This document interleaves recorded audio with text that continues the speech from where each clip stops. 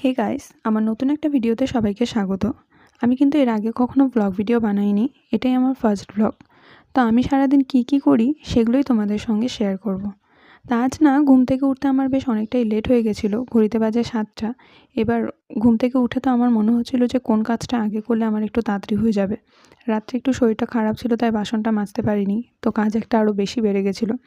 আর যেদিনই এমন দেরি হয় না, তো আমার সেদিন বেশিরভাগই এমন হয় যে স্কুলে যাওয়ার সময় আমার আর খাওয়া হয় না, মানে না খেয়েই আমাকে প্রায় যেতে হয়। তো সকালবেলা ওই যা কিছু একটু খাওয়া হয় সেটা নিয়ে আমাকে স্কুলে যেতে হয়। তবে স্কুলটা কাছে হওয়াতে একটা সুবিধা আছে যে ও দোকানে যাওয়ার সময় আমাকে সেখানে ড্রপ করে দিয়ে যায়।